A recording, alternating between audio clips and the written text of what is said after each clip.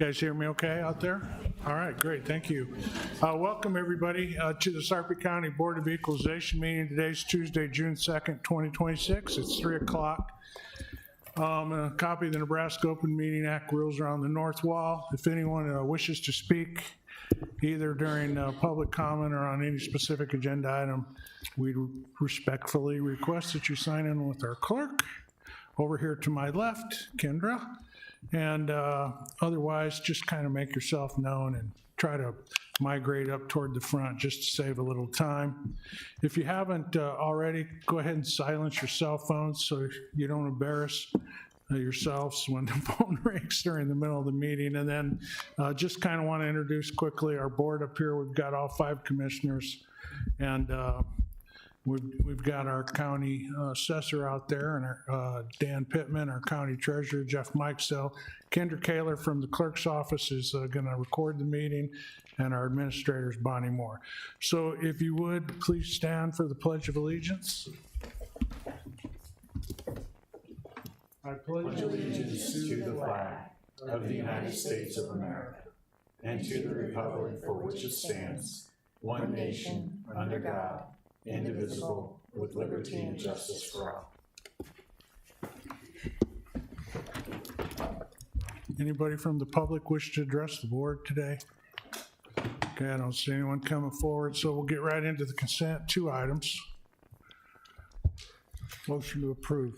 Second. Motion by Commissioner Warren, second by Commissioner Klug. Any further discussion? Please vote. Motion passed. Okay, regular agenda, we got a couple of agenda items on tax corrections. The first one is corrections 17785 through 17910 and 17914 through 17916, which was tabled from April 28th. We did get a rundown of all these before the meeting. Does anybody have any questions on those corrections for Dan or the attorney's office? Motion? Motion to approve. Second. Okay, motion by Commissioner Burmeister, second by Commissioner Klug. Any discussion? Please vote. Motion passed. Okay, then the second item is tax corrections 17940 through 17945 and 17947 through 17949. I'll be abstaining from this item either in discussion or in voting due to a conflict of interest. An attorney in my office represents some of the SIDs on this list, and so I'll be abstaining. Make a motion to approve. Second. Motion by Commissioner Klug, second by Commissioner Mixon. Any further questions? Please vote. Motion passed. Okay, no need for an executive session, and all agenda items have been addressed as published, and the Board of Equalization is adjourned.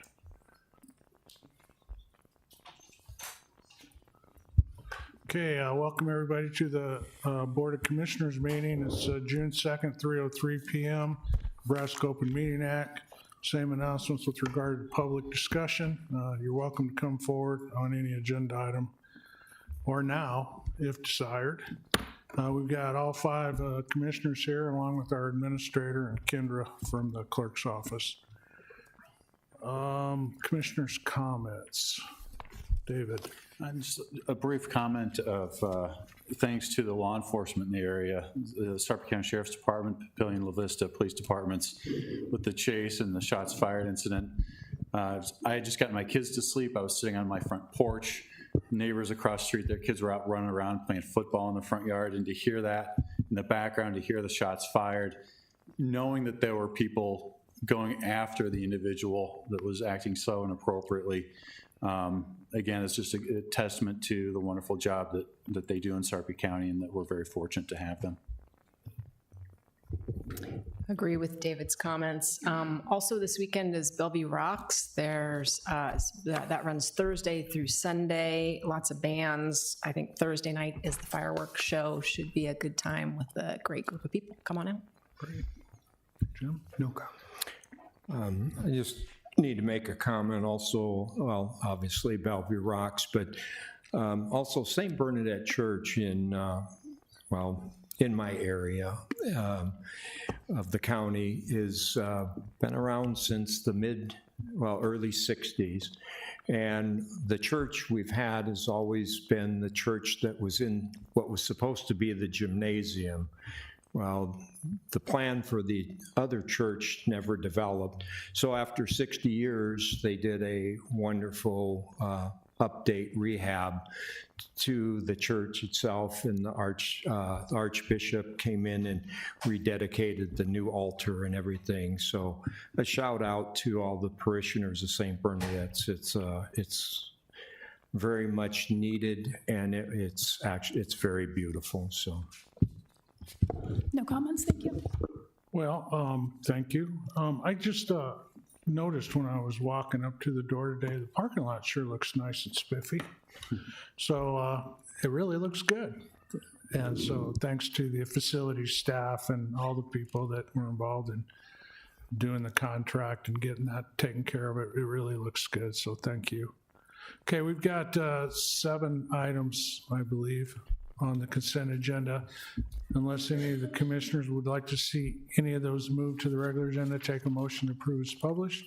Motion to approve. Second. Motion by Commissioner Warren, second by Commissioner Burmeister. Any discussion? Please vote. Motion passed. Okay, on the regular agenda, item 6.1 is Resolution 142. It's revisions to the new position request and review policy. Bonnie Moore, Chief Administrative Officer. Good afternoon, Commissioners. Resolution 2023-112 established a position review committee to evaluate requests for new positions. While the original resolution provided a great foundation, we've lived with the policy for 3 years and have identified some opportunities for improvement. The resolution before you today establishes a more data-driven process for evaluating these requests.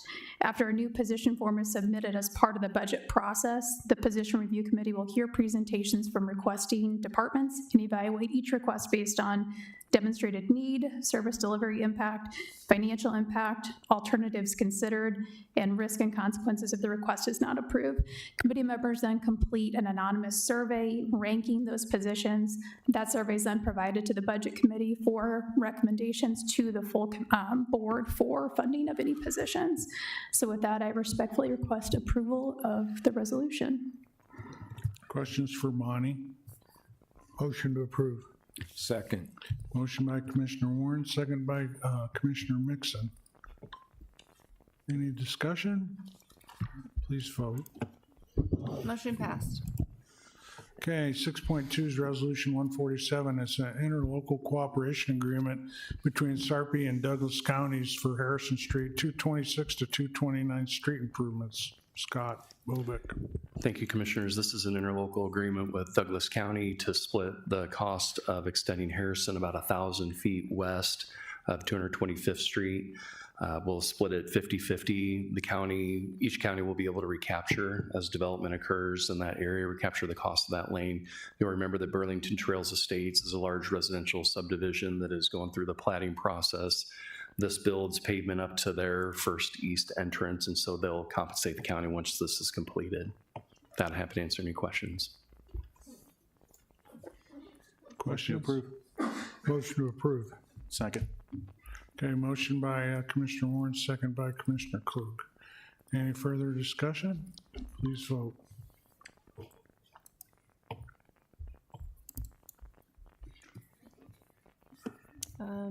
Commissioner Warren?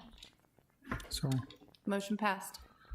Okay, 6.3 is Resolution 150. It's a collective bargaining agreement with the Nebraska Public Employees Local 251, American Federation of State, County, and Municipal Employees, AFL-CIO, asks me I don't know, AFSC, whatever. Local 251, I mean, it is what it is. Jody Riddell. Commissioners, before you, you have the collective agreement between Sarpy County and AFSCME Local 251. This is a 3-year contract for your review. It includes a 2% pay increase each year, an increase in the deferred comp match from $1,040 to $1,560, as is consistent with our other bargaining units. Uniform and tool reimbursements have been converted to allowances, and the tools allowance has been increased by $100. There was no change to the uniform allowance. We've also increased by 1% the specialty pay, going up from 3% to 4%. The staff recommends approval, and Mr. Mark McQueen and I are here to answer any questions you might have. Any questions for Jody or Mark? And this keeps us on a good schedule for the different collective bargaining units, correct? It does. There's one more that's expiring this year. That's the Sarpy County Public Employees Association. I'm working on that, so we'll be on 2 each year. Excellent. Motion to approve. Second. Okay, motion by Commissioner Klug, a second by Commissioner Burmeister. Any further comments or discussion? Please vote. Motion passed. Okay, last item on the regular agenda is Resolution 155. It authorizes issuance, sale, and delivery of limited tax highway allocation fund pledge bonds, Series 2026, in the principal amount not to exceed $200 million for the purpose of paying the cost of constructing certain road improvements in the county. Dan Halakis, Chief Financial Officer. Commissioners, good afternoon. Before we get started here, I just want to take a second to recognize both Suzanne Gerlach from PFM, the county's financial advisor, and Mike Rogers from Gilmore and Bell, the county's bond counsel. I appreciate both of them being here today, and at the end of my short presentation, they will be available for any questions that you might have. I'm excited to bring forward this resolution authorizing issuance of bonds for county road projects. And I have 2 slides that will go over the key components and the timeline of that issuance with you. So this resolution today establishes a maximum borrowing authority of $200 million. It provides flexibility to adjust the final issuance size based on final determined needs and market conditions. The actual borrowing amount may be less than $200 million. These bonds will be sold through an open, competitive bidding process. We expect multiple firms to submit bids, creating competition for the county's bonds, and competition typically results in lower borrowing costs and better pricing for taxpayers. We will evaluate all bids based on the total financing costs over the life of the bonds. True interest cost is the most comprehensive measure of borrowing cost, and we will select the bid with the best true interest cost. To emphasize this point, the winning bid is selected based on the lowest overall cost to taxpayers. Debt repayment will be spread over a 20-year period, which creates manageable annual debt service payments and balances affordability today with long-term fiscal responsibility. These bonds are secured by dedicating up to 100% of highway allocation tax revenues for repayment. This provides investors with a reliable repayment source. No new tax increase is required to support this financing. New debt payments will be structured to fit within or alongside existing debt obligations. This maximizes the use of available revenue capacity, helps smooth annual debt service requirements over time, and supports the county's long-term financial planning and debt affordability. Overall, this financing approach provides the flexibility to fund road infrastructure improvements while maintaining fiscal discipline and protecting taxpayer dollars by achieving the lowest practical cost of borrowing. The second slide I have for you is just a slide of some key dates throughout this timeline. So today, June 2nd, we have the bond authorization for an amount not to exceed $200 million. In mid-July, we will have our bond rating call with Moody's Investor Service. On August 12th, we will have our bond pricing. Again, that's via the competitive sale that I mentioned earlier. And then September 2nd, 3 months from today, we will have our closing and delivery of funds. So outside of these 4 key dates, there's plenty of other work that's going on behind the scenes. So thank you to internal staff from administration, fiscal and budget, the treasurer's office for working through this process. Again, as I mentioned, I'm available for questions, as is Suzanne Gerlach and Mike Rogers. Questions for Dan? So I have a couple questions. I don't know if they're good questions, but why did we settle at 200 million, not to exceed? We worked with our financial advisor to project, based on our highway tax allocation revenues, a debt amount that we thought we can afford. So you said it was on highway allocation. What were the other sources? It's just highway allocation or tax revenue. So that's a really conservative estimate then, right? Unless they stop sending us highway tax allocation dollars. Yes, correct. So actually, our projections right now have this issuance at 197 million. But depending on market conditions, if interest rates come in a little bit better 3 months from now, then we could have the opportunity to raise that slightly and still be able to afford the debt. So will we be able to renegotiate rates throughout the term, 20 years? So like right now, rates are whatever, 6%, 7, whatever. But, we'll be able to renegotiate that rate if the interest rates drop, kind of like I'll let refinance? Suzanne address that Okay. question.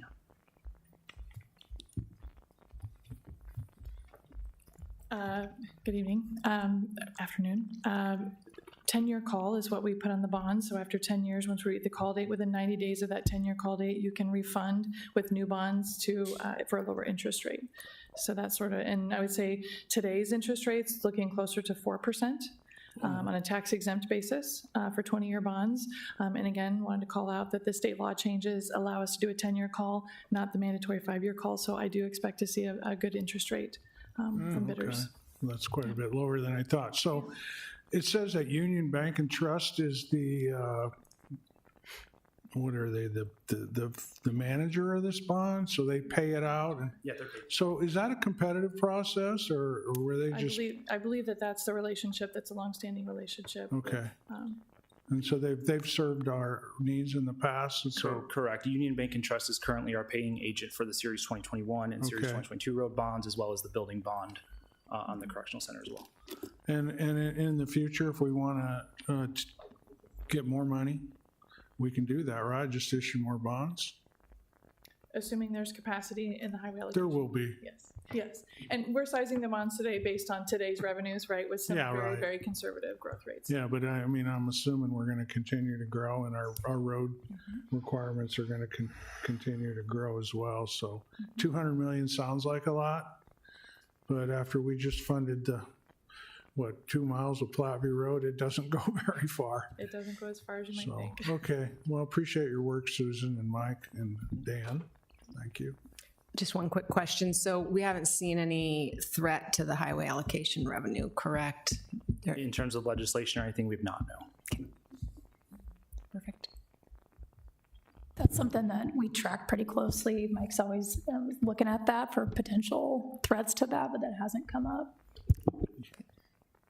Okay, great. Any other questions? I have one. Dan, what's our earliest issue out there that will be retired?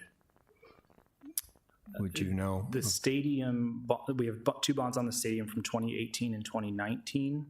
And then the next one will be the oldest highway tax allocation bond, which is 2021. And when will they expire? 20 years. They're all, the highway tax allocation bonds from 2021 and 2022 are 20-year bonds. So Okay. 2041 and 2042. The stadium's in like 2030? 2036, I believe, is the Yeah. stadium. Okay. Because obviously, as bonds retire, that increases our capacity down the road. So, okay, thank you. You know what else increases our capacity? Projects. When TIF projects fall off the books. So, and there's quite a bit of those. You track that, don't you, Dan? We do. Yeah. I don't have numbers off the top of my head. That's okay, I'm not asking for them. It's just a shout out to my friendly mayors, you know? Thanks. Any other questions? Motion to approve. Second. Gary's got it. Okay, Commissioner Warren motioned and Commissioner Mixon seconded. Any discussion? Please vote. Motion passed. Okay, we do have a need for an executive session, but I'm going to put the board into recess so we can come back and finish that up after the Board of Corrections. So we'll reset for the Board of Corrections.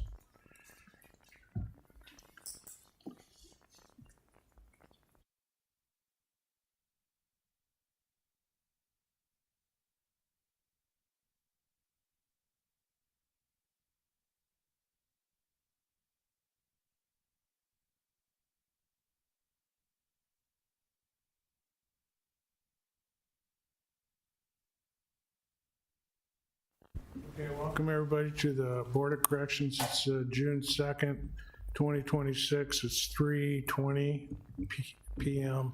Nebraska open meeting rules are on the north wall. Anybody from the public can come up and address this board on any agenda item, although there's only a couple. But you're welcome to do that. So we've got all 5 commissioners here and our administrator and Kendra, so, as well as our corrections director, Joe Martin. Anybody from the public want to talk? Okay. Then we'll get right into the agenda items. We got 2 items. The first item is the minutes from our April 28th meeting. Motion to approve. Second. Motion by Commissioner Klug, second by Commissioner Mixon. Any further discussion? Please vote. Motion passed. Okay, and then 4.2, the last item is our correctional director report. This was actually tabled from April 28th, 2026. Joe Martin. Good afternoon, Commissioners. Good afternoon. Today I'm here to provide a brief update on the progress we made throughout the facility. In reference to staffing, we're currently in a hiring process that we just did interviews last week, and we have a July start date for a new class. We will have 1 more class after this year, or after this class over the summer. We'll have 1 in the fall. And the sergeant's promotional testing will be taking place starting June 15th. We had 20 applicants, which was great to see that staff wants to grow and try out for the test in compliance. We had our annual inspection for the U.S. Marshals in May, and ICE will be at the end of the month of June. On contracts, you will be seeing on the agenda a dentist contract that we have signed for your approval, review and approval. That'll be in the next couple weeks. And on our inmate population, our admissions are up. For year to date, we're up 22% over where we were at in 2025. Our population currently is 244 inmates for our average daily population, and with an average length of stay of 21 days. So currently we're coming up on the 3-year mark that we've been in the facility. We moved in September 16th of 2023. And I just wanted to touch on a quick point. In 2023, we had an ADP of 154. In 2025, our ADP increased 66% to 256. Our admissions in 2023 were 3781, and in 2025, they increased 31% to 4963. You may be asking why I'm sharing this information with you guys. I think it's good to point out when we moved into the facility, with our increased staffing, we did not staff every area of the jail. Now that we've grown, our population has grown, we are utilizing every square foot of the 150,489 square feet that we have. So I think that is indicative of our staff's commitment to keeping the jail safe, that we've been operating the facility with, the same amount of staffing as when we moved in. And I just want to thank our staff for the commitment that they've had in keeping the facility safe and orderly. And as I close, I want to just touch on a quick, kind of an encouraging feedback that we had from a formerly incarcerated inmate. He said, he described the facility, he was in our facility for 4 months this spring. Prior to being in the facility, he was at another facility for 8 months. He described our facility as calm, respectful, and professional, which he was always never afraid to talk to staff, ask questions, or just talk to staff. I think that also reflects just our correction officers' commitment to keeping a professional environment. So I just want to thank you for your time today, and thank you for your support. Can I ask a couple questions? Of course. These are kind of softball questions, but you may not know the answer to them, but have you heard anything about the search for a psychiatric fellowship candidate? Have you talked to Dr. Clausen? I ran into her in the jail, and she had 2 residents with her, but I have not had an official update on where they were. I can follow up and... If you see her, would you check on that and let the board know? Sure. Because I'd be really discouraged if we don't get one this year. And then, so I know we're doing a staffing study, right? Is that right? Yes. Okay. So what I'm curious about, or what I'd like to know as part of that staffing study, is if we have to, how the jail was constructed so we could add 2 more modules. Correct. What would the staffing requirement be for a second module, or I guess it'd be a first module, first addition? I think we add on a cell block or something, I think.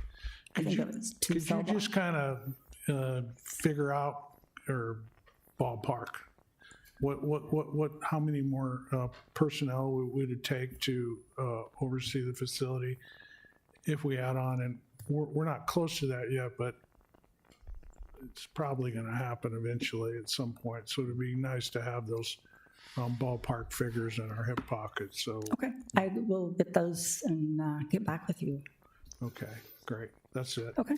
I do have one question. Thanks. Sure. What do you attribute the increase in the average daily population to? What do you think is causing it to be so much higher over such a short period of time?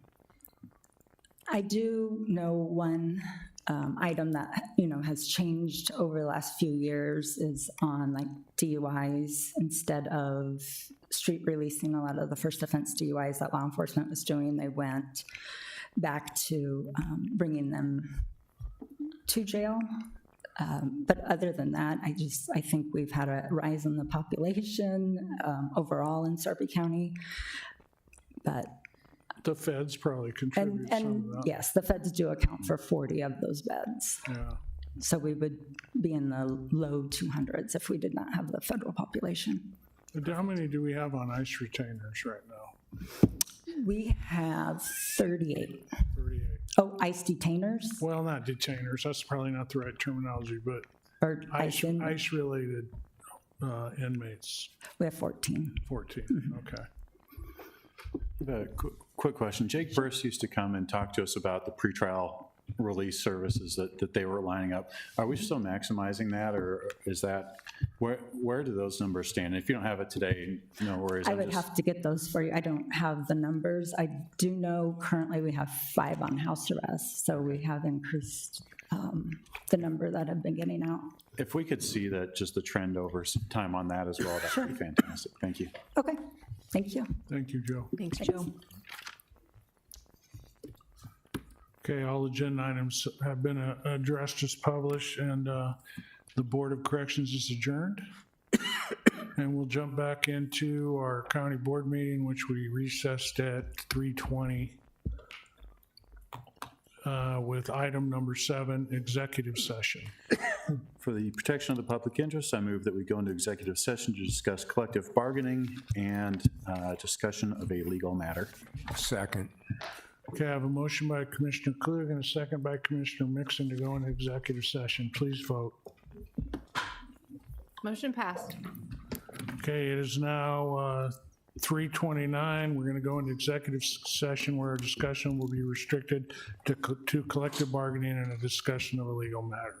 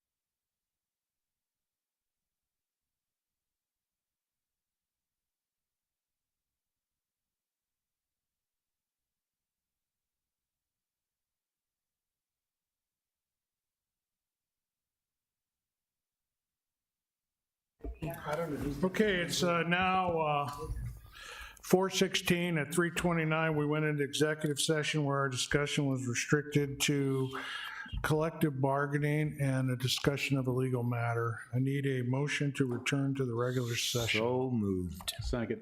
Motion by Commissioner Mixon, second by Commissioner Klug. Please vote.